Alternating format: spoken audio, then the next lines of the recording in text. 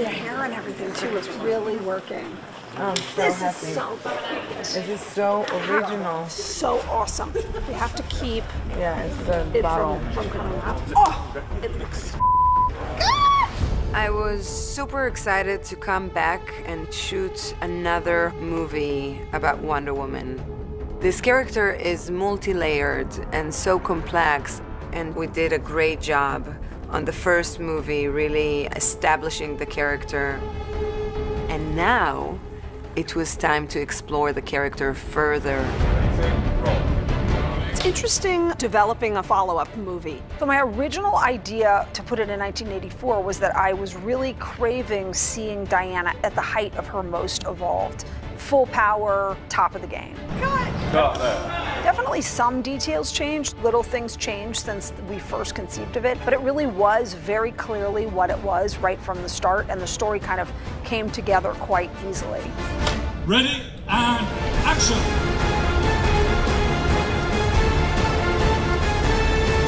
Patty was the real lead on this, working with Jeff Johns as they created the story, about coming up with something that would show a serious progression in what Diana had become over the years.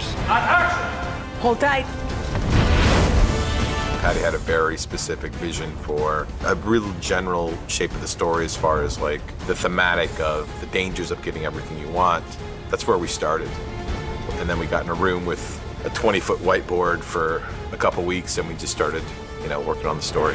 I've always been obsessed with the monkey's paw, and we live in a world of unnecessary wish fulfillment, and I think it's never been a more timely story than it is right now. I'm very much one. We're saying right. The thing that's so amazing about Patty is that when she talks about these stories, she talks about them in terms of emotion. Like when we plot a story together, we're plotting through emotion. How do you feel? It's not necessarily this is what happens and then this is what happens and then this is what happens. It's this is how you're feeling. This is how she's feeling. So many things I don't even know what I would wish for. I do.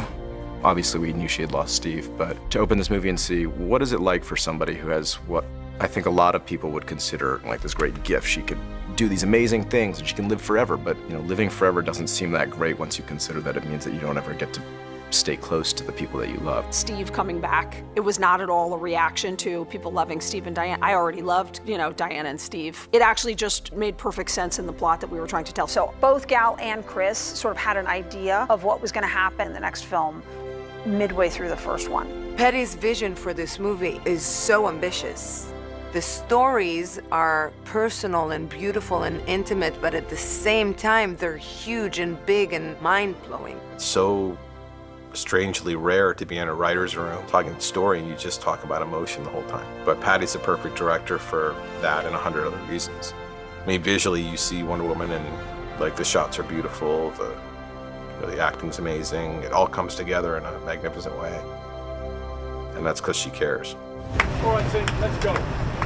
Creating this movie was such a team effort with the best captains I could possibly ask for. Because working with people like Patty Jenkins and Chuck Roven that comes with so much experience and knowledge, I couldn't be more grateful for that. From the start, Gal and I had a very shared point of view on Wonder Woman, and last time it was odd that once shooting was over, Gal was no longer involved in the conversation officially. Therefore, it was really great that she continued as a producer this time, and the conversation continued because she's such a great partner. It was very important for me that I'll have the level of involvement because I do feel like I know this character so much and I care so much about this character. Gal, balls. Balls, thank you.